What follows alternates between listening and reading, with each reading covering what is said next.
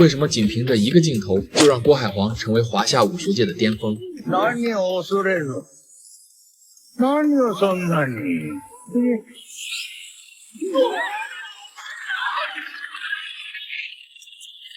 在刃牙这个群魔乱舞的格斗世界里，郭海皇绝对是一个独一无二的传奇。他不像范马勇次郎那样以绝对的力量碾压一切，也不像奥利巴那样拥有如同怪物般的肌肉，而是一位中华武术的巅峰象征，也是目前唯一还活着的传说。他以146岁的高龄，依然屹立于世界强者的顶点。与刃牙中其他的强者不同，郭老的一生是一场从追求绝对力量到皈依极致技巧的宏大修行，也是一部关于武者如何与时间和自我和解的史诗。他的故事始于100年前，46岁的郭海皇参加了100年一度的中国武术盛典大擂台赛。那时的他痴迷于锻炼肉体，全身都被犹如钢铁的高密度肌肉覆盖，单论臂力堪称亚洲第一，凭借无坚不摧的力量横扫所有对手，最终夺得冠军，获封海皇称号。因此对力量的绝对自信，也让他对所谓的技巧不屑一顾。直到他遇到一位年过60、看似弱不禁风的神秘老人，老人用纯粹的武术权力轻易击败了他，这也彻底粉碎了郭海皇自以为是的信念，让他明白原来真正的强大从来都不止于肉体的力量。于是在败给神秘老人后，郭海皇做出了一个惊人的决定，他彻底抛弃引以为傲的肌肉力量，转而投身于对技的极致追求。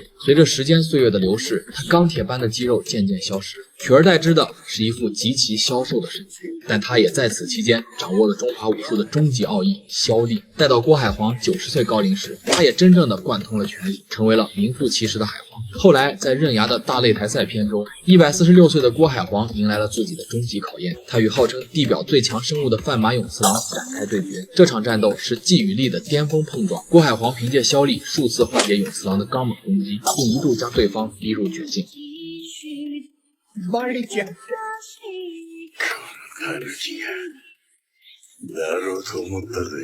然而勇次郎靠着自身恐怖的学习能力，在战斗中迅速破解并学会了削力。当他开启鬼背状态后，两人的局势彻底逆转，郭海皇的攻击再也难以伤及对方分毫。他自知自己这场战斗九死一生，所以在勇次郎开启鬼背发出致命一击之际，郭海皇使出假死之术骗过了所有人。